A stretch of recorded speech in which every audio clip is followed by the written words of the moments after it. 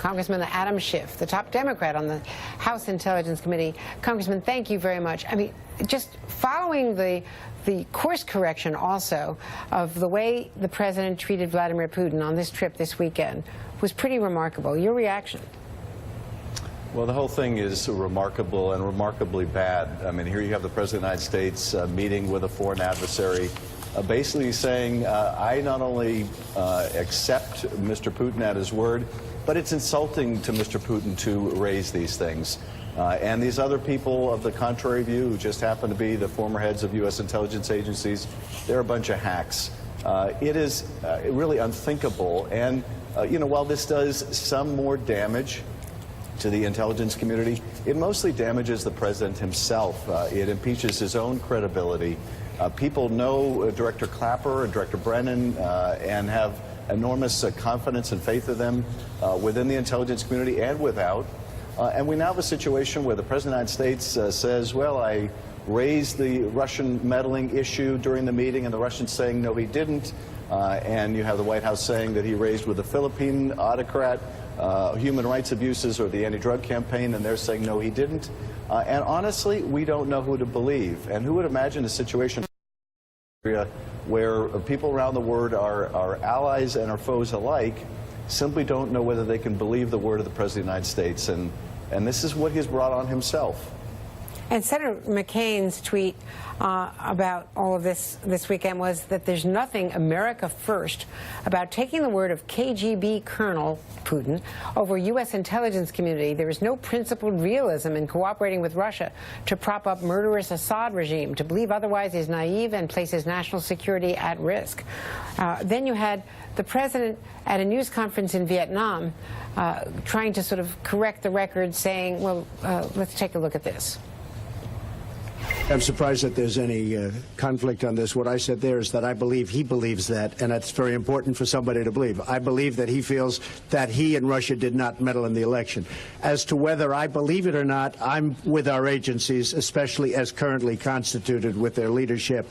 I believe in our intel agencies. As currently constituted. So, I mean, he had also, in disagreeing with the conclusion about the 2016 campaign, he'd also dissed his own intelligence, his own DCI, the director Pompeo, and the intelligence community, Dan Coates, and what all of them have been saying ever since. Well, this is exactly right, Andrea. He's saying basically the intelligence agencies are just political agencies, and I couldn't believe them because those career professionals like Clapper and Brennan, who've served the country for 30 or 50 years, respectively, well, you just can't trust them because they're part of a political establishment. But now I've got my own political establishment. I'm doing my own politicization of the intelligence agencies, so now I can rely on them. That's a horrible message that nobody within the IC believes or accepts, but it denigrates the agencies nonetheless. And you know, this is just how he operates. You know, constant motif. Everything that came before me was awful and bad and wrong, and we were dupes. And now everything is great. But he goes overseas. He doesn't put the country first, as John McCain said, and I made the same observation immediately when I learned of the president's comments. He's putting Vladimir Putin first. He's putting his own, that is Donald Trump's own narrow personal self-interest before the country. And that is a terrible quality to have in the President of the United States. And after an insult from Kim Jong-un, calling him either old or a lunatic or some such thing, a dotard, he tweeted to Kim Jong-un, why would Kim Jong-un insult me by calling me old when I would never call him short and fat? Oh, well, I try so hard to be his friend, and maybe someday that will happen. Trying to figure out how that advances relations in the region against North Korea. Well, it doesn't. And, you know, here's the thing. There are things that we can do constructively and really need to be doing, working with our allies, working in concert, bringing broader pressure to bear on China to crack down on North Korea. And nothing the president is doing is helping with that. And the clock is ticking. Time is not on our side here. The North Koreans continue to make progress with their missile program, with their nuclear program.